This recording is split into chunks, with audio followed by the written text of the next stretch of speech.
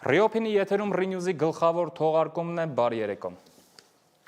Պատերազմ մեր հարևանությամբ, մեծ աղետ, որը ծավալվում է ու ամեն օր դառնում ավելի վտանգավոր։ Լուրերը շատ են, մեծ մասը չստուգված,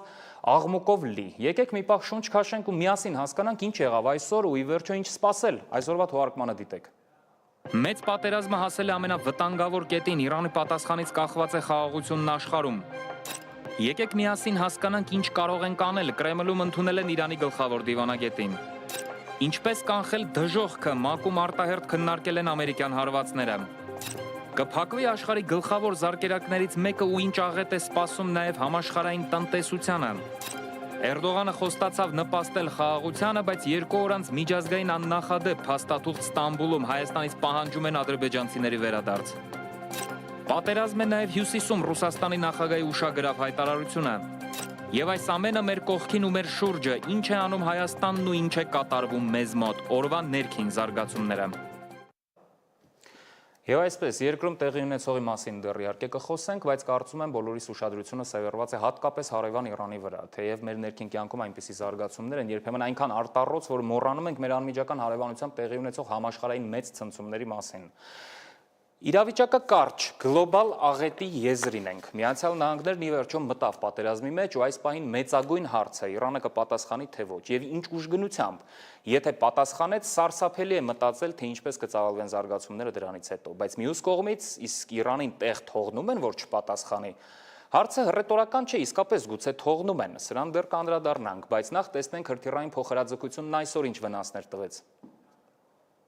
Անհնար է հավատալ, բայց Իրանին հարվածելու վերջնական հրամանը Դոնալդ Թրամփը տվել է Գոլֆի ակումբում։ Միացյալ Նահանգները հարվածել է Իրանի 3 միջուկային կայանների, այդ թվում գլխավոր Ֆորդոյի կայանին։ Իրանի բոլոր միջուկային օբյեկտները հիմնահատակ ոչնչացվել են, հայտարարել է Թրամփը։ ԱՄՆ զինուժը զանգվածային ճշգրիտ հարվածներ հասցրեց իրանական ռեժիմի 3 առանցքային միջուկային օբյեկտներին՝ Ֆորդոյին, Նաթանզին և Սպահանին։ Իրանի առանցքային միջուկային հարստացման օբյեկտներն ամբողջությամբ և լիովին ոչնչացվել են։ Իրանը, Մերձավոր Արևելքի բռնարարը, այժմ պետք է խաղաղություն կնքի։ Միացյալ Նահանգները Իրանին հարվածել է, ինչպես ամերիկացիներն են ասում, բոլոր ռումբերի մայրը համարվող զինամթերքով։ Մենք ոչնչացրինք Իրանի միջուկային ծրագիրը, սա պատմական հարված էր, որի ընթացքում B-2 Spirit ռմբակոծիչները կատարել են 2001 թվականից ի վեր իրենց ամենաերկար առաքելությունը և առաջին անգամ մարտական պայմաններում կիրառվել է հակաբունկերային ռումբը, որը հայտնի է որպես ռումբերի մայր։ Հեքսեթը խոստովանել է, որ Միացյալ Նահանգները Իրանին հասցրած հարվածներին պատրաստվել է շաբաթներ շարունակ, խիստ գաղտնիության պայմաններում։ Այս հարվածներից հետո Իսրայելի վարչապետ Նեթանյահուն նամակ է թողել Լացի պատի մոտ եւ աղոթել, ապա շնորհակալական մեծ ուղերձով հանդես եկել։ Ամերիկան իսկապես անգերազանցելի էր։ Նա արել է այն, ինչ երկրի վրա ոչ մի այլ երկիր չէր կարող անել։ Նախ գալիս է ուժը, հետո խաղաղությունը։ Նախագահ Թրամփ, ես շնորհակալ եմ ձեզ։ Թրամփին շնորհակալ է նաև ամբողջ Թել Ավիվը, Իսրայելի մայրաքաղաքում հսկայական պաստառներ են։ Շնորհակալություն, պարոն նախագահ գրությամբ։ Իդեպ Իրանը պնդում է, որ նախապես տարհանել է բոլոր 3 միջուկային օբյեկտները, որոնք ռմբակոծել են Միացյալ Նահանգները։ Լիլիթ Մուրադյան, Open Media։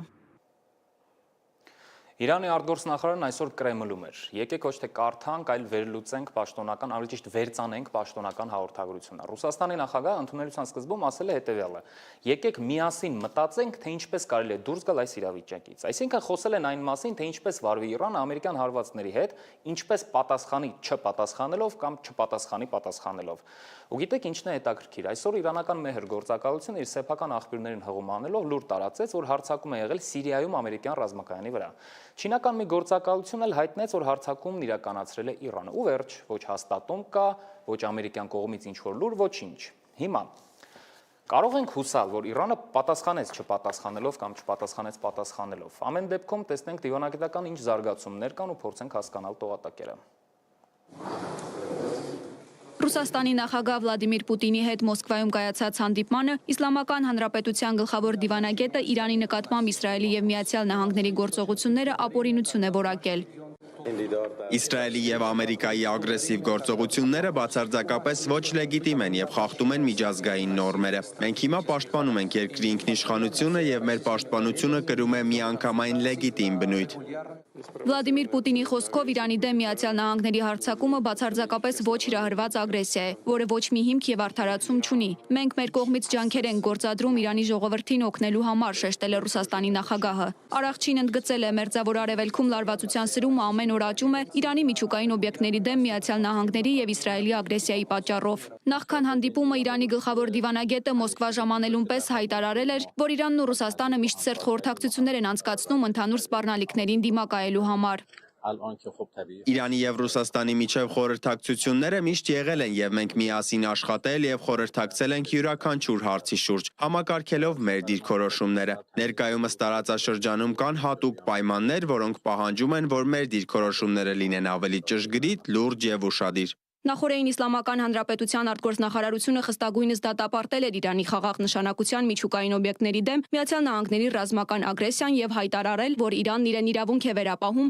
ամբողջ ուժով դիմադրել Միացյալ Նահանգների ռազմական ագրեսիային իր ազգային շահերը պաշտպանելու համար։ Նախորդին ամերիկյան հարձակումը դատապարտել էին Ռուսաստանն ու Չինաստանը, որոնք նաեւ ՄԱԿ-ի անվտանգության խորհրդին իսկ էին պահանջել։ Շատ երկրներ, այդ թվում Թուրքիան, մտահոգություն էին հայտնել։ Ռուսաստանի նախագահի մամուլի քարտուղար Դմիտրի Պեսկովը հայտարարել է, որ Իրանի միջուկային ենթակառուցվածքների վրա Միացյալ Նահանգների վերջին հարվածները լուրջ մարտահրավեր են դարձել գործող միջուկային չտարածման ռեժիմի համար։ Ռուսաստանի արտաքին գերատեսչությունը հատուկ հայտարարությամբ շեշտել էր, որ ինքնիշխան պետության տարածքը հրթիռառմբային հարվածների ենթարկելու անպատասխանատու որոշումը, ինչպիսի փաստարկներով էլ այն հիմնավորվի, կոպտորեն խախտում է միջազգային իրավունքը, ՄԱԿ-ի կանոնադրությունը, ՄԱԿ-ի անվտանգության խորհրդի բանաձևերը, որոնք նախկինում միանշանակ որակել են նման գործողություններն անթույլատրելի։ Ընդ որում հարվածներն իրականացրել է մի երկիր, որը հանդիսանում է ՄԱԿ-ի անվտանգության խորհրդի անդամ։ Արտգործնախարար Սերգեյ Լավրովն հազանգել է, որ ինքնապաշտպանության իրավունքի կիրառումը առանց ՄԱԿ-ի կանոնադրությունը հաշվի առնելու աշխարհակարգում կհանգեցնի լիակատար քաոսի։ Իրանին հասցված Միացյալ Նահանգների հարվածները ՄԱԿ-ի կանոնադրության կոպիտ խախտում է համարում նաև Հյուսիսային Կորեան։ Պակիստանցի քաղաքական գործիչներն էլ կարծում են, որ Իրանը ռմբակոծելու հրամանից հետո անտեղի է Թրամփին խաղաղության Նոբելյան մրցանակի առաջադրելու վերաբերյալ Իսլամաբադի առաջարկը։ Իսկ ՆԱՏՕ-ի գլխավոր քարտուղար Մարկ Ռյուտեի համոզմամբ Իրանի միջուկային օբյեկտներին հարվածելով Միացյալ Նահանգները չի խախտել միջազգային իրավունքը։ Ամերիկացի տարբեր պաշտոնյաներ հայտարարում են, թե Միացյալ Նահանգները Իրանի հետ պատերազմի մեջ չէ, մեկ անգամյա հարված էր, որը կարող է շարունակություն ունենալ, ոչ ավելին, եւ ինչպես ասել է պաշտպանության նախարար Փիթ Հեքսեթը, եկել է դեպի խաղաղություն շարժվելու ժամանակը։ Միացյալ Նահանգների նախագահ Դոնալդ Թրամփը շարունակում է մերձավոր արևելքում խաղաղություն ուզել, սակայն երբեմն այդ նպատակին հասնելու համար ուժ է պետք, ասել է Սպիտակ տան մամուլի քարտուղար Քերոլայն Լևիթը։ Պետքարտուղար Մարկո Ռուբիոն CBS հեռուստաընկերությանը հայտարարել է, որ Վաշինգտոնը պատրաստ է Իրանի հետ գործարքի, որը կբխի Իրանի շահերից, սակայն ամերիկյան կողմը պահանջում է, որ Իրանը հրաժարվի միջուկային հավակնություններից։ Հիմա Իրանի դեմ ռազմական գործողություններ նախատեսված չեն, եթե իհարկե նրանք հիմարություն չանեն եւ հարձակվեն ամերիկացիների կամ ամերիկյան շահերի վրա, նշել է պետքարտուղարը։ Փոխնախագահ Ջեյ Վենսն էլ հայտարարել է, որ Վաշինգտոնը շահագրգռված չէ մերձավոր արևելքում երկարատև հակամարտությամբ, քանի որ դա բացարձակապես կործանարար կլինի տարածաշրջանի համար։ Եվրամիության բարձր հանձնակատար Կայա Կալասը կոչ է արել Իրանին, Իսրայելին ու Միացյալ Նահանգներին վերադառնալ բանակցությունների սեղանի շուրջ։ Նա միաժամանակ շեշտել է, որ Իրանին պետք է չթույլատրվի միջուկային զենք ստեղծել, քանի որ դա սպառնալիք կդառնա տարածաշրջանային անվտանգության համար։ Մերի Դանիելյան, Reopen Media։ Իդեպ հենց նոր Reuters-ը գրեց, որ Իրանը սկսել է հարվածել ամերիկյան բազաներին Իրաքում երկու տարբեր տեղ 10 հրթիռ է արձակել Կատարի ուղղությամբ, մի խոսքով շատ լուրջ է։ Շարունակելով դիվանագիտական զարգացումները, Իրանի պահանջով տեղի է ունեցել ՄԱԿ-ի անվտանգության խորհրդի արտահերթ նիստ։ Հնչել են կարևոր հայտարարություններ, բայց նորից օրակարգում է հայտնվել ու իր մասին հիշեցրել հին ու բարի հարցը։ ՄԱԿ-ը դեռ իզորու է որևէ բան անել, վերջին տարիներին որևէ պատերազմ այն կանխել է, որևէ մեկի ձեռքից այն բռնել է։ Կա սրա նաև մյուս կողմը, իսկ ով ասաց, որ ՄԱԿ-ն ի սկզբանե դրա համար էր ստեղծվել։ Այս առումով շատ դիպուկ խոսք ունի Սերգեյ Լավրովը։ Մի առիթով նա ասել էր, որ ՄԱԿ-ը ստեղծվել է մարդկությանը ոչ թե դրախտ տանելու, այլ դժոխքից հեռու պահելու համար։ Եվ այն ինչ տեղի է ունենում բառացիորեն այսօր Իրանի եւ Իսրայելի միջև հենց դա է։ Աշխարհը փորձում է ոչ թե դադարեցնել պատերազմ, այլ կանխել անկանխատեսելի հետևանքներով ավելի մեծ աղետը։ Ու այդ ջանքերն այսօր լիուլի դրսևորվել են ՄԱԿ-ի անվտանգության խորհրդում, դիտենք։ Նյու Յորքում կայացած ՄԱԿ-ի անվտանգության խորհրդի արտահերթ նիստը վերածվեց դիվանագիտական փոխհրաձգության մարտադաշտի։ Ռուսաստանը, Չինաստանը եւ Պակիստանը իրենց առաջարկած բանաձևում պահանջում են ռազմական գործողությունների անհապաղ եւ անվերապահ դադարեցում եւ ընդգծում բոլոր կողմերի պարտավորությունը պաշտպանել քաղաքացիական բնակչությանը միջազգային իրավունքի համաձայն։ Տերությունների երյակը նաեւ կոչ է արել դիվանագիտական ճանապարհով լուծել խնդիրը։ Իսրայելի ներկայացուցիչը կտրուկ քննադատել է Իրանի գործողությունները, մեղադրելով Թեհրանին բանակցությունները փակուղի մտցնելու եւ ժամանակ շահելու մեջ միջուկային զենքի մշակման նպատակով։ Դանի Դանոնի խոսքով միջուկային Իրանը բոլորի համար նույնքան մահացու դատավճիռ կլիներ, որքան իսրայելցիների համար։ Նրանք քաոս են փնտրում, իսկ մենք կարգ ու կանոն, ասել է նա։ Այս սենյակում գտնվող շատ ազգեր դիվանագիտությունը կիրառեցին վճռականությամբ եւ բարի կամքով, սակայն Իրանի ռեժիմն այլ ծրագրեր ուներ։ Իրանը բանակցային սեղանն օգտագործեց որպես քողարկում, հետաձգման մարտավարություն, ժամանակ շահելու միջոց, հրթիռներ պատրաստելու եւ ուրանը հարստացնելու համար։ Իրանը բանակցեց այնպիսի համաձայնագրերի շուրջ, որոնք երբեք չցանկացավ պահպանել։ Նա ստանձնեց այնպիսի պարտավորություններ, որոնք երբեք չհարգեց։ Նա ժամկետներին պատասխանեց անհնազանդությամբ, իսկ վերահսկողությանը դիմադրեց խոչընդոտներով։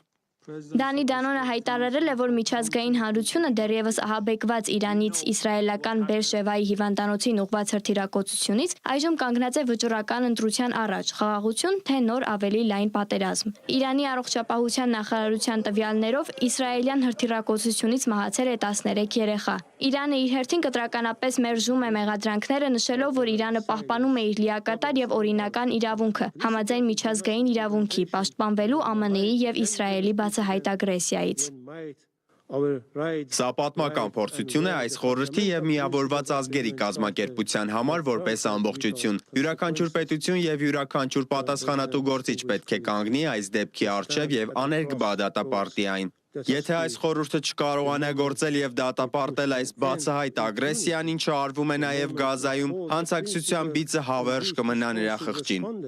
ԱՄՆ-ն որպես Իսրայելի դաշնակից պաշտպանել է վերջինիս գործողությունները, դրանք որակելով որպես կոլեկտիվ ինքնապաշտպանություն։ Միացյալ Նահանգների պատվիրակը հայտարարել է. Իրանի կառավարության համար դեռ ուշ չէ ճիշտ բան անելու համար։ Իրանի ղեկավարությունը պետք է ամբողջությամբ հրաժարվի իր միջուկային նկրտումներից։ Այս գործողությունը նպատակ ուներ վերջ դնել համաշխարհային անապահովության տարիների ընթացքում կուտակված, բայց վերջերս արագ սրվող պատճառին եւ օգնել մեր դաշնակից Իսրայելին իրականացնելով մեր բնական կոլեկտիվ ինքնապաշտպանության իրավունքը, ինչը համապատասխանում է ՄԱԿ-ի կանոնադրությանը։ Ռուսաստանը կտրուկ քննադատել է Միացյալ Նահանգների եւ Իսրայելի գործողությունները, շեշտելով, որ Միացյալ Նահանգների ղեկավարությունը բացահայտորեն ցուցադրեց եւ ամբողջական արհամարհանք ցուցաբերեց միջազգային իրավունքի նորմերի եւ ՄԱԿ-ի կանոնադրության հանդեպ։ Վաշինգտոնը կրկին հաստատեց, որ իր իսրայելցի դաշնակցի շահերը առաջ մղելու համար պատրաստ է ոչ միայն աչք փակել տասնյակ հազարավոր պաղեստինցի կանանց, երեխաների եւ տարեցների սպանության վրա, այլև վտանգի տակ դնել ողջ մարդկության անվտանգությունն ու բարեկեցությունը։ Միջուկային էներգիայի միջազգային գործակալության գլխավոր տնօրեն Ռաֆայել Մարիանո Գրոսին կոչ է արել կողմերին զսպվածություն ցուցաբերել։ Նրա խոսքով այս պահին ոչ ոք չի կարող գնահատել Ֆորդոյի ստորգետնյա վնասը, իսկ միջուկային կառույցների վրա զինված հարձակումները կարող են հանգեցնել ռադիոակտիվ արտահոսքի։ Աշխարհում ավելի շատ միջուկային զենքը մեզ համար անվտանգ չի դարձնի, ավելացրել է նա։ Պակիստանի ներկայացուցիչն իր ելույթում մեղադրել է Իսրայելին Իրանի հրթիռակոծության համար եւ ամբողջությամբ պաշտպանել Թեհրանի դիրքորոշումը։ Այսպիսով մենք վճռականորեն եւ միանշանակ դատապարտել ենք Իսրայելի ագրեսիան, հայտնել ենք համերաշխություն եւ լիակատար աջակցություն Իրանի ինքնապաշտպանության անբաժանելի եւ օրինական իրավունքին, համաձայն Միացյալ Ազգերի կազմակերպության կանոնադրության։ Դատապարտել ենք ՄԱԳԱՏԷ-ի հսկողության տակ գտնվող իրանական միջուկային օբյեկտներին Իսրայելի հասցրած անօրինական եւ միակողմանի հարվածները։ Կոչ ենք արել դադարեցնել այդ ագրեսիան, պաշտպանել ենք ռազմական գործողությունների դադարեցումը եւ Իրանի միջուկային ծրագրի խաղաղ եւ երկարատև կարգավորման համար երկխոսությանն ու դիվանագիտությանը վերադառնալը։ Ինչպես նշել է ՄԱԿ-ում Ռուսաստանի դիվանագիտական ներկայացուցչության ղեկավարը, Իրանի դեմ իր հարվածներով Միացյալ Նահանգները բացել է Պանդորայի արկղը եւ այժմ ոչ ոք չգիտի, թե դա ինչ նոր հետևանքների կարող է հանգեցնել։ Աննա Հարությունյան, Reopen Media։ Հետո Պանդորայի արկղը բացվում է բառացիորեն հենց հիմա, ես հետևում եմ ինչ է կատարվում, բավականին լուրջ է իրավիճակը, Իրանը հարվածներ է հասցնում ամերիկյան ռազմաբազաներին, դե գիտեք, Իրանի շուրջը ամերիկյան բազմաթիվ բազաներ կան եւ Բահրեյնում կա, կարծես թե այնտեղի ռազմաբազանել է թիրախում, Իրաքում, Կատարում, նույնիսկ տեսանյութեր կան, մի խոսքով բավականին լուրջ է եւ տեղեկություն կա, որ Դոնալդ Թրամփը գեներալների եւ Պենտագոնի ղեկավարության հետ հիմա խորհրդակցություն է անցկացնում, հետևում ենք, սարսափելի է։ Շատ խոսվեց միջուկային անվերահսկելի աղետի հնարավորության մասին, բայց այն ինչ կլինի համաշխարհային տնտեսության հետ, եթե այսպես շարունակվի, նույն չափ աղետալի է։ Այս օրերին շատ քննարկվեց Հորմուզի նեղուցը փակելու հնարավորությունը։ Իրանում շատ մոտ են այդ որոշմանը ու արդեն սկսել են սահմանափակել նավթային տանկերների շարժը։ Եթե նեղուցը փակվի ամբողջությամբ, շղթայական հետևանքներն իզորու են վերափոխել աշխարհի տնտեսական քարտեզը։ Այստեղ բոլորի հետ կվերանային տարատեսակ պայմանավորվածություններ, ոմանք առիթից կօգտվեն, մյուսները ծանր կորուստներ կկրեն։ Ինչպիսին կլինեն պատերազմի տնտեսական հետևանքները, դիտենք ու փորձենք հասկանալ։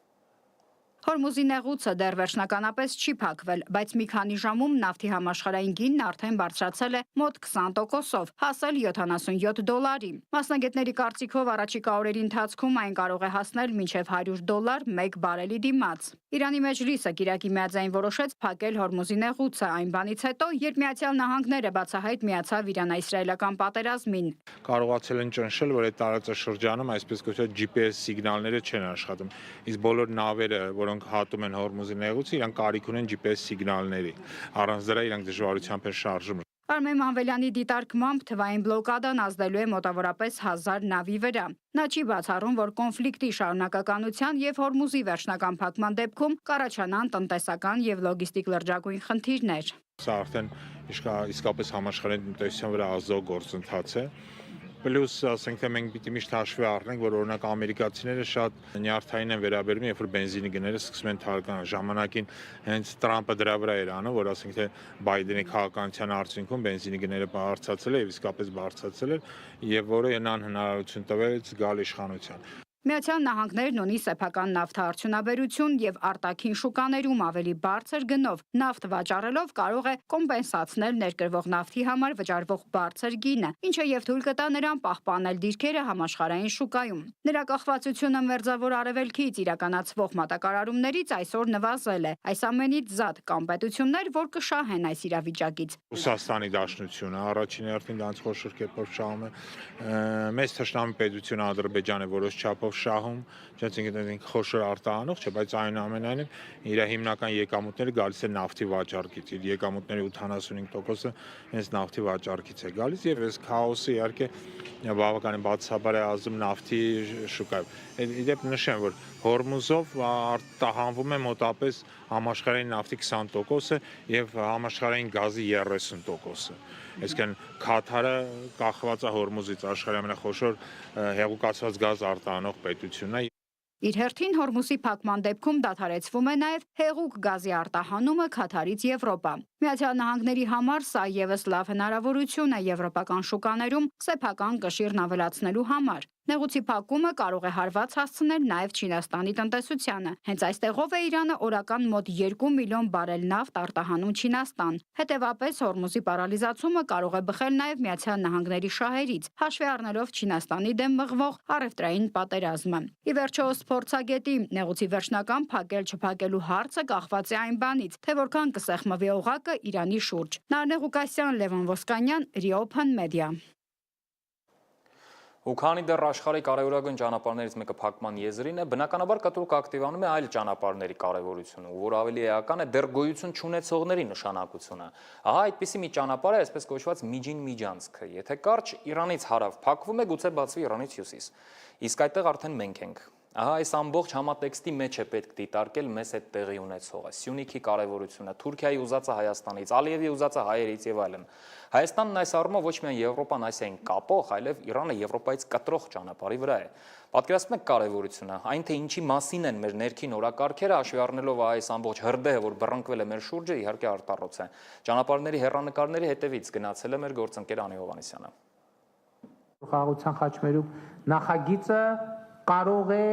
լինել միջին միջանցքի նախագծի մաս։ Միջին միջանցքի ստեղծման մասին պայմանավորվածությունը ձեռք է բերվել 2013 թվականի նոյեմբերին Աստանայում տեղի ունեցած նոր մետաքսի ճանապարհ երկրորդ համաժողովի շրջանակում։ Երթուղին սկսվում է հարավարևելյան Ասիայից ու Չինաստանից եւ անցնում կենտրոնական Ասիայով, Կասպից ծովով, Ադրբեջանով, Վրաստանով եւ շարունակում դեպի Եվրոպական միություն։ 2014 թվականին տրանսղազախական երկաթգծի բացումից եւ 2017-ին Բաքու-Թբիլիսի Կարս երկաթուղու ավարտից հետո միջին միջանցքն ավելի հասանելի դարձավ Եվրասիայի սրտով Չինաստան հասնելու համար։ 10,000 կիլոմետր երկարությամբ հյուսիսային միջանցքի համեմատ, որով բեռների առաքումը 15-ից 20 օր է տևում, եւ արևելյան Ասիայից Սուեզի ջրանցքով դեպի Եվրոպա ձգվող 20,000 կիլոմետրանոց ծովային ճանապարհի հետ համեմատած, միջին միջանցքով Չինաստանի հյուսիսարևմտյան Սինցիզյան նահանգից փոխադրումը Եվրոպա պահանջում է ընդամենը 15 օր։ Միջին միջանցքը ներկայումս ունի մոտ 5,8 միլիոն տոննա հզորություն, երկու ուղղություններով։ Համաշխարհային բանկի գնահատմամբ մինչև 2030 թվականը բեռնափոխադրումները կեռապատկվեն։ Միջին միջանցքի ազդեցությունը Հայաստանի վրա ավելի խորքային հասկանալու համար զրուցեցին քաղաքագետ Բենյամին Մաթևոսյանի, տնտեսագետներ Հրանտ Բագրատյանի եւ Թաթուլ Մանասերյանի հետ։ Փորձեցինք նաեւ կապ հաստատել խորհրդարանի տնտեսական հարցերի եւ տարածաշրջանային եւ եվրասիական ինտեգրման հարցերի մշտական հանձնաժողովների ներկայացուցիչների հետ։ Թեմայի շուրջ մեծ կառույցներից մեկնաբանություն չտվեցին, պատճառաբանելով, որ սպաղված են։ Միջին միջանցքը գլոբալ առումով դա Զանգեզուրի միջանցքի ձևափոխված որոշակի անվանում է։ Թուրքերը դրան նաեւ թուրանական ճանապարհ են ասում, եթե խաչմերուկ դու բոլոր 4 կողմերի համար ընդունելի գործընկեր չէ, պետք է լինես Հայաստանի Հանրապետությունը Ռուսաստանի համար ընդունելի գործընկեր է, թե ոչ, վստահելի գործընկեր է, թե ոչ, Իրանի Իսլամական Հանրապետության համար մենք վստահելի գործընկեր ենք, թե ոչ, Վրաստանի համար մենք ընդունելի գործընկեր ենք, թե ոչ, Թուրքիա եւ Ադրբեջանի մասին ես չեմ էլ խոսում։ Իսկ ինչ կին կվճարի Հայաստանը միջին միջանցքի մաս կազմելու համար։ Դե եթե մենք հրաժարվենք մեր սուվերենությունից, իհարկե իրատեսական է, նույնքան իրատեսական է, որքան թուրքական աշխարհի կամ մեծ թուրանի մաս դառնալը։ Տնտեսագետները միջանցքի գաղափարը հայկական տնտեսության համար կործանարար են համարում։ Հայաստանը սուվերեն պետություն է, Հայաստանի տարածքով միջանցք չի կարող լինել։ Միջանցքով Հայաստանի Հանրապետությունը կարող է վերանալ քաղաքականապես։ Ձեր հարցը կարող է վերաբերվի այն երկրներին, որոնք ունեն կոնկրետ տնտեսություն, Հայաստանը չունի։ Որպես տարածիկ երկիր այնքան այդպիսի երկրներ կան, աֆրիկյան, ասիական, իրանք տարածիկ երկիր են, ընթացքում առաջից օգտվող երկիր են դառնում։ Վրաստանը նույն վիճակում է, տարածիկ երկիր է։ Դեռներ են ասում վճարում են կամ գումար են ծախսում իրենց երկրով անցնելիս երկիրը շահում, բայց 21-րդ դարում նման հույս ունենալ, որ կարող դրանով տնտեսության զարգացնել չի կարելի։ Արևմտյան որոշ փորձագետների կարծիքով ոչ միայն Հայաստանի վարչապետի առաջ քաշած խաղաղության խաչմերուկը, այլև միջին միջանցքը կարող են Հայաստանին տալ տնտեսական աճ եւ տարածաշրջանային ինտեգրացիա, սակայն մասնակցելով այդ գործընթացներին Հայաստանը պետք է հաշվի առնի իր աշխարհաքաղաքական շահերը ու անվտանգությունը։ Անի Հովհաննիսյան, Գևորգ Սիանոսյան, Ռիոփն մեդիա։ Եվս մենք շատ հետաքրքիր լուր, որը ստացվեց բառացիորեն հենց նոր, New York Times-ը գրում է, որ Իրանը նախապես տեղեկացրել է ամերիկյան ավիաբազաներին հարվածի մասին, զոհերի թիվը նվազեցնելու համար, այսինքն հուսանք սա ճիշտ է, որովհետև սա նշանակում է, որ դիվանագիտական խողովակները աշխատում են եւ հիշում եք խոսում ենք պատասխանում է չպատասխանելով կամ չի պատասխանում պատասխանելով եւ ամեն ինչ այսքանով կարող է եւ ավարտվի ամեն դեպքում հուսանք։ Շարունակենք։ Մի շատ կարևոր իրադարձության մասին, որն այս ամբողջ կոնտեքստում հատկապես ուշագրավ է։ Ստամբուլում կայացել է Իսլամական պետությունների համագործակցության նախարարների խորհրդի նիստ, որի ավարտին ընդունվել են տարբեր փաստաթղթեր։ Եվ ահա առաջին անգամ միջազգային կազմակերպությունում ընդունվել է փաստաթուղթ, որը կոչ է անում Հայաստանին ապահովել ադրբեջանցիների վերադարձը։ Հայաստանն անվանվում է Արևմտյան Ադրբեջան, դե մնացածն արդեն պատկերացնում եք։ Նախ փորձենք հասկանալ, թե սա ինչ կազմակերպություն է։ Շատ կարճ։ Միջազգային կազմակերպություն է, որտեղ հասկանալի պատճառներով մենք չկանք։ Նախկինում կամ ավելի ճիշտ շատ վաղուց այս կազմակերպությունում Ադրբեջանը եւս փորձում էր անցկացնել հակահայկական ամենատարբեր փաստաթղթեր։ Մենք էլ մեր հույսը դնում էինք մուսուլմանական բարեկամ երկրների վրա։ Այն ժամանակվա Սիրիան, երբ քաոսի մեջ չէր, Լիբանանը, երբ ֆինանսատնտեսական աղետի մեջ չէր, եւ իհարկե ու առաջին հերթին Իրանը։ Այստեղ մեկ այլ հետաքրքիր փաստ էլ կա։ Արևմտյան Ադրբեջան կոչվող թյուրիմացությունը հայտնվում է միջազգային փաստաթղթում։ Ստամբուլում Նիկոլ Փաշինյանի Թուրքիայից հետո Էրդողանն ընդամենը մեկ բան էր ասել, որ Թուրքիան կօգտագործի դիվանագիտական բոլոր միջոցները ոչ միայն Կովկասում, այլև ամբողջ տարածաշրջանում կայունություն հաստատելու համար։ Հիմա հարց, այսպես։ Այսինքն մենք ունենք մի իրավիճակ, երբ արցախցիների բռնի տեղահանությունից հետո միջազգային օրակարգում Ադրբեջանը փորձում է ստեղծել կեղծ ու հայելային օրակարգ, ու դա համառորեն առաջ է տանում, իսկ արցախցիների վերադարձի մասին քար լռություն, կարծես ոչինչ էլ չի եղել։ Մենք ուզում ենք ոչ թե տարածաշրջանում բաժանարար գծեր խորացնել, ընդհակառակը ուզում ենք տարածաշրջանում կայունություն եւ տևական խաղաղություն հաստատել եւ նաեւ այս համատեքստում շատ կարեւորում եմ Թուրքիայի հետ մեր երկխոսությունը հենց թեկուզ մի բան ես կարեւոր եմ համարում որ Հայաստան-Ադրբեջան խաղաղության համաձայնագրի եւ խաղաղության օրակարգի հետագա ընթացքի վերաբերյալ մեր մոտեցումները Թուրքիայի նախագահի հետ անձամբ կիսելու հնարավորություն ունենամ Եվ Հայաստան-Ադրբեջան եւ Հայաստան-Թուրքիա հարաբերությունների կարգավորմանը միտված վարչապետ Փաշինյանի այցից 1 օր անց հունիսի 21-ից 22-ին նույն վայրում կայացվել է Իսլամական համագործակցության կազմակերպության նախարարների 51-րդ նստաշրջանը, որի ընդունած Ստամբուլյան հռչակագրի դրույթներից մի քանիսը վերաբերում են Հայաստան-Ադրբեջան հարաբերություններին։ Մասնավորապես Հայաստանին կոչ է արվում հաղթահարել խաղաղության համաձայնագրի ստորագրմանը խոչընդոտող իրավական եւ քաղաքական արգելքները։ Անդրադարձ կա այսպես կոչված արևմտյան Ադրբեջան համայնքին, նշվում է ներկայիս Հայաստանի տարածքից իբր բռնի տեղահանված ադրբեջանցիների վերադարձի իրավունքը։ Ոչ մի բառով չանդրադառնալով Բաքվում եւ մյուս քաղաքներում կազմակերպված սպանդից փախած եւ Արցախից բռնի տեղահանված հայերին։ Կազմակերպությունը եւս մեկ անգամ հիմնազուրկ կետով դատապարտել է Հայաստանում իսլամական մշակութային ժառանգության իբր ոչնչացումը առանց փաստարկների ու ապացույցների։ Սա կապել իրական Հայաստան-Թուրքիա, Հայաստան ուղիղ ձևով Ադրբեջան մի փոքր, այսպես ասենք, տեղին չէ, որովհետև առանց այդ հռչակագրի դրանք կան Հայաստան-Թուրքիա եւ Հայաստան-Ադրբեջան հարաբերությունների մեջ։ Թուրքագետ Անդրանիկ Իսպիրյանի խոսքով հռչակագրում նշված հարցերը նոր չեն եւ դրանց ընդգծումը չի փոխում Հայաստան-Թուրքիա կամ Հայաստան-Ադրբեջան հարաբերությունների իրական ընթացքը։ Թուրքիան առանց Ադրբեջանի չի գնալու Հայաստանի հետ հարաբերությունների կարգավորման եւ բնականաբար ցանկացած ադրբեջանական պահանջ դա նաեւ Թուրքիայի պահանջն է։ Ադրբեջանագետ Անժելա Էլիբեկովան համաձայն չէ կարծիքին, որ Իսլամական համագործակցության կազմակերպության հռչակագիրը անհետևանք փաստաթուղթ է։ Բանաձևերն ըստ նրա կարող են առնվազն 3 մակարդակով բացասաբար ազդել, հատկապես եթե Հայաստանը չձեռնարկի քայլեր դրանց բովանդակությունը չեզոքացնելու ուղղությամբ։ Բացասական ազդեցություն ունենալու։ Առաջինը իսլամական պետությունների շրջանակներում Ադրբեջանը կարողանալու է քաղաքական ազդեցություն ավելացնել, հակահայկական տրամադրություններ ավելացնել։ Քաղաքական մակարդակում այդ պետությունները ավելի պրոադրբեջանական դրսևորումներ ունենան, հայթում է Հայաստանի հետ հարաբերվելուց եւ իհարկե կրոնական մակարդակում խնդիրներ կարող է առաջացնել, ներկայացնելով Հայաստանը հակաիսլամական պետություն։ Թեմայի շուրջ տարբեր կարծիքներ կան ոչ միայն փորձագետների, այլև հասարակության շրջանում։ Ինչպես են մեր համաքաղաքացիները գնահատում վերջին զարգացումները հայ-թուրքական եւ հայ-ադրբեջանական հարաբերություններում։ Ադրբեջանը շատ շուտով կանցնի ջրի տակ իրանց խարդախության հետևանքով։ Ուրիշ ոչինչ չեմ կարող ասեմ։ Հայաստանը եղել է, Հայաստանը գիտեք քանի տարվա պատմություն ունի։ Շատ էլ անընդհատ ջարդել են, կոտորել են մերոնց, այդպես չի ախր, ասելով չի, լսելով չի։ Պետք է մի քիչ մեր ղեկավարությունը աշխատի դրա վրա։ Ճիշտն է դա, թե չէ թշնամի ես քո հետ խռովեմ, քո աղբոր հետ խռով, դու իմ հետ խռովես, իրար տեսնենք, խփենք, այդպես մենք ջանդամը մեր ջահելությունն է վարի կնեմ։ Պետության կարգավիճակից է կախված, կար ասեմ։ Մի 30 տարի առաջ ոնց էին ապրում 40 տարի։ Քո կարծիքով մենք ես դու կարանք իշոր մի հարց լուծենք ու ես էլ իմ կարծիքն եմ վճռական որոշիչ այստեղ վարչապետ ունենք ամեն մի փառք ասու պետական օրգանները կա իրանց հարց տվեք իրանք են տվողը մեզով հարցնում Երկուշաբթի տարածած հայտարարությունում Հայաստանի արտաքին գերատեսչությունը խոր հիասթափություն է հայտնել Ստամբուլի հռչակագրում եւ Ադրբեջանի ներկայացրած բանաձևերում տեղ գտած խեղաթյուրված եւ ծայրահեղ միակողմանի ձևակերպումների առնչությամբ։ Նախարարությունը շեշտել է, որ Հայաստանի Հանրապետության տարածքում չկա եւ չի կարող լինել այսպես կոչված արևմտյան Ադրբեջան։ Նշվում է, որ խորհրդային Հայաստանում բնակվող ադրբեջանցիները Հայաստանից հեռացել են կամավոր, կարողացել են վաճառել կամ փոխանակել իրենց գույքը կամ ստացել են փոխհատուցում Հայաստանի կառավարությունից։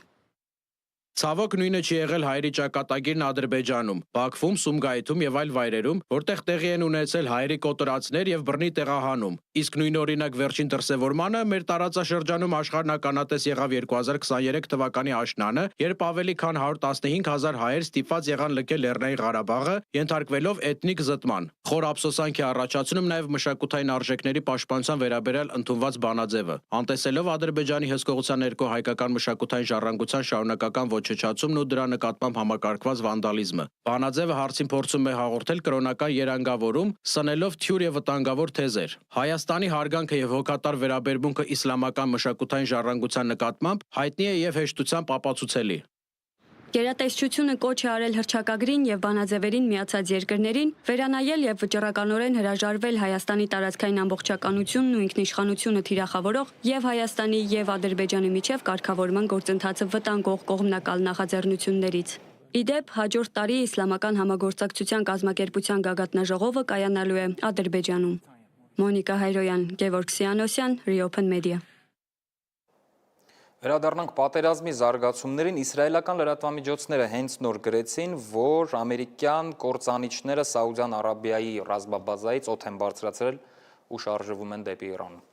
Հետևենք։ Իդեպ հիշեցինք Սիրիայի մասին, երբ այնտեղ բոլորովին այլ իրականություն էր, Դամասկոսում մեծ ողբերգություն է տեղի ունեցել, մահապարտը պայթեցրել իրեն եկեղեցու մեջ, սպանել առնվազն 22 հոգու։ Դամասկոսում, որտեղ բոլոր կրոնների ու ազգային ամենատարբեր ծագում ունեցող մարդիկ ավանդաբար հաշտ ապրել են շատ երկար։ Ինչ է կատարվում Սիրիայում հիմա, դիտենք։ Կիրակնորյա պատարագի ժամանակ է ահաբեկիչը մտել Դամասկոսի ուղղափառ եկեղեցի, հավատացյալների վրա անկանոն կրակ բացել ու պայթեցրել իրեն։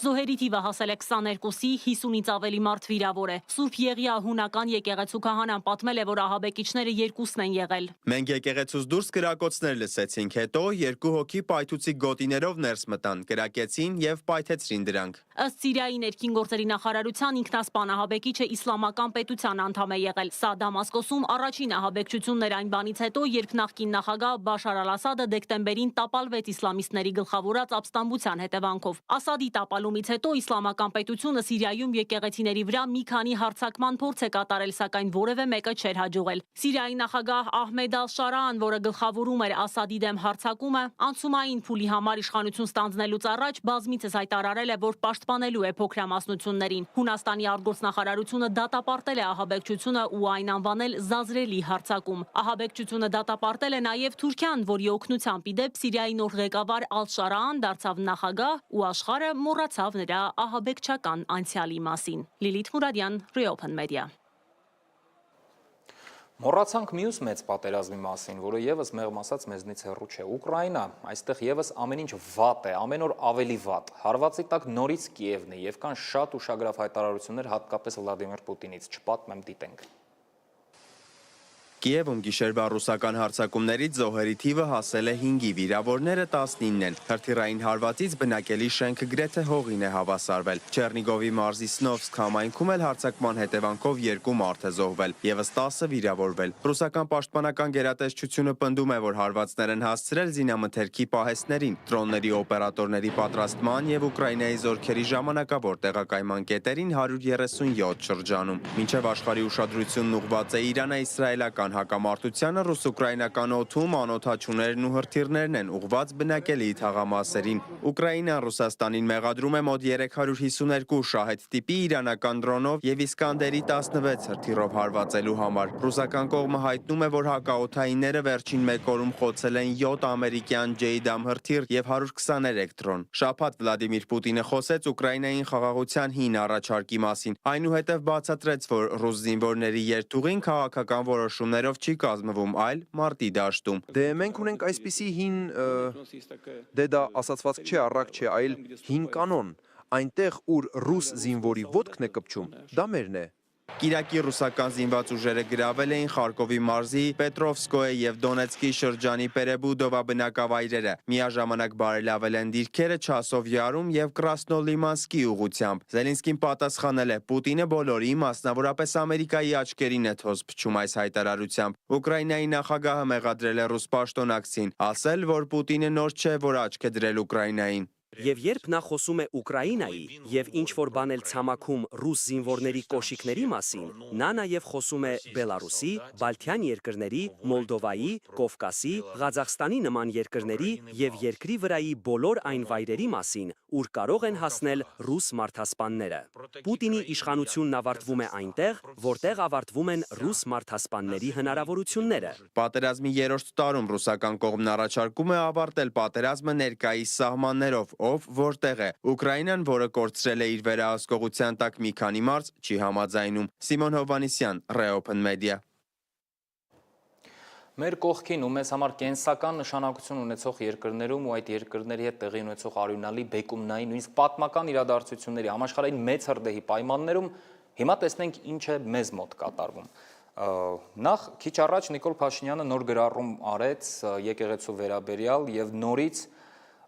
հորդորեց կաթողիկոսին րոպե առաջ հեռանալ վեհարանից։ Բացի այդ, Սամվել Կարապետյանը կալանավարից հանդես է գալիս ուշագրավ շեշտադրումներով, հայտարարություններով։ Նամակներն ավարտվում են վստահեցումներով եւ պայքարելու խոստումով։ Երրորդ հայտարարությունը վերաբերում էր հենց անվտանգությանն ու արտաքին քաղաքականությանը։ Սամվել Կարապետյանը ասել է, որ գործող իշխանությունը ամբողջությամբ փլուզել է արտաքին քաղաքականությունը, գլխավոր դաշնակցի հետ հարաբերությունները, ռազմական բոլոր դաշնակիցների հետ կապերը, բանակը, այնուհետև վստահեցրել է, որ շուտով մեր արտաքին անվտանգությունը վերակառուցվելու է, արժանապատվությունն էլ շատ արագ վերականգնվելու է։ Այլ իրադարձություններ էլ կան նույնպես հետաքրքիր, օրվա ներքաղաքական զարգացումները ամփոփ։ Ռուսաստանի քննչական կոմիտեն ձերբակալել է մի խումբ անձանց, որոնք Ալրոսը Ադամանդի արդյունահանման ընկերությունից ադամանդներ են գողացել։ Եվ ըստ ՌԻԱ Նովոստիի դրանք մատակարարել Հայաստանի ազգային ժողովի падգամավոր Խաչատուր Սուքիասյանի ընկերությանը։ ԿՊԱ-ական падգամավորի խոսնակը հերքում է, Սուքիասյանի ընտանիքը կապ չունի, սա հերթական ապատեղեկատվությունն է։ Ռուսաստանի բացահայտումը հայ գործարարի մասին տեղի ունեցավ այն բանից հետո, երբ Հայաստանում դատարանը որոշեց կալանավորել Ռուսաստանաբնակ գործարար Սամվել Կարապետյանին։ Գործարարի փաստաբանը հայտնում է, որ հետ է վերցնում կալանավորելու մասին դատարանի որոշման բողոքարկումը վերաքննիչ դատարանից, նշում, որ գործով զբաղվող դատավորը ամենից ցածր վարկանիշն ունի։ Տվյալ գործով ներպետական միջոցների արդյունավետությունն ամբողջությամբ բացակայում է, իսկ փաստաբանական խմբի կողմից անհրաժեշտ նախապատրաստական գործողությունները մարդու իրավունքների եվրոպական դատարան անհապաղ գանգատ ներկայացնելու ուղղությամբ գրեթե ավարտին են հասցվել։ Իդեպ Սամվել Կարապետյանը ըստ Forbes-ի դասակարգման դաշնության 29-րդ հարուստ մարդն է 3.2 միլիոն դոլար կարողությամբ։ Գործարարին որպես աջակցություն Կիրակի մի խումբ մարդիկ էին հավաքվել Էջմիածնում, որտեղ ամենայն հայոց կաթողիկոսի օրհնությամբ կաթողիկե Սուրբ Էջմիածնի տոնի առիթով հավատացյալների երկրպագության համար դուրս էին բերվել սրբազան մասունքները, Սուրբ Գեղարդը, Լուսավորչի աջը եւ այլն։ Այսօր է նման տագնապալի օրեր են ապրում։ Մեր երկրի բազմաթիվ հիմնախնդիրների առջև միավորման ջանքերի փոխարեն շարունակվում են հասարակությանը պառակտելու ցավալի գործողությունները։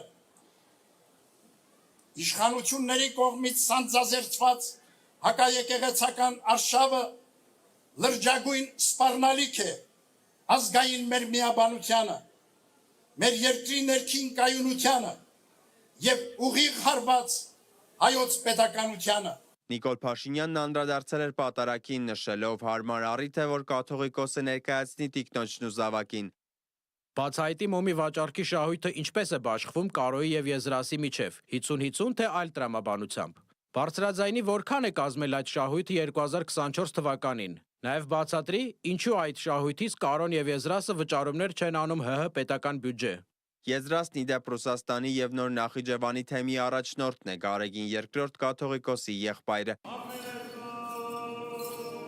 Էջմիածնում նաև միջադեպ է տեղի ունեցել գործարար Գաբրիել Ջեմբերջյանի եւ լրագրողի միջև։ Ջեմբերջյանը սկզբում փորձում էր բացատրել, թե ինչու է մասնակցել Աննա Հակոբյանի կազմակերպած ընթրիքին։ Եթե այդ գործը իր երկրի շահերուն համար է մեկ կարբիդավելցնե անշուշտ է բանը։ Այն բանից հետո, երբ լրագրողը հարցրեց, արդյոք դա քրեական հետապնդումից ազատվելու համար է, գործարարը հունից դուրս եկավ։ Կներեք դուք եք վարչապետի կնոջ հետ ճաշ։ Քաղաքականություն մի մտցնեն։ Ես հայ եմ։ Ես եկեղեցի սիրող մարդ եմ։ Facebook-յան մի հրապարակում էլ Աննա Հակոբյանն արեց Էջմիածնում լրագրողի եւ գործարարի միջև տեղի ունեցածի վերաբերյալ, սկզբում պատմելով Իմ քայլը հիմնադրամի եւ բարեգործական ընթրիքի մասին, ապա դիմեց լրագրողին։ Բայց նրանք ի տարբերություն քեզ սողացող տգետիտ աշխատանքի դիմաց ստիպված չլինի ծառայություն մատուցել իրենց աշխատանքով ապահովողին եւ մարդկանց ինֆարկտի հասցնել տխմարագույն հարցերով ու պնդումներով։ Հրապարակման վերջում առաջին տիկինը լրագրողին ոչիլ է անվանել։ Մեկնաբանություններում Աննա Հակոբյանի բառապաշարի հետ չհամաձայնող մեկնաբանություններ գրեթե չկային։ Սիմոն Հովանիսյան, Reopen Media։ Եվ կարծես մեր թողարկման պես Իրանի հարվածները եւ պատերազմը նույնպես մոտենում են ավարտին, այստեղ կարծես ամեն ինչ ավարտվել է առանց զոհերի, միջազգային լրատվամիջոցները հայտնում են, որ Կատարը իմացել է, որ հարվածելու են իր տարածքում գտնվող ամերիկյան ռազմաբազային եւ նախապես բոլորը տարհանվել են եւ քիչ առաջ նաեւ Սպիտակ տունն է հայտարարել, որ դեռ 1 շաբաթ առաջ Կատարից ամեն ինչ դուրս են բերել եւ Իրանը հարվածել է դատարկ բազային, զոհեր չկան, սա լավ լուր է։ Այսքանը մեզ շրջապատող աղմուկից ու աղաղակից փորձենք զտել կարևորն ու էականը, հասկանանք ինչ է մեզ հետ տեղի ունենում, ոչ թե ճաշակի, այլ իրականում ողջամիտ կարծիք ունենալու եւ արդյունավետ որոշումներ կայացնելու համար։ Հետևեք մեզ սոցցանցերում։ Ցտեսություն։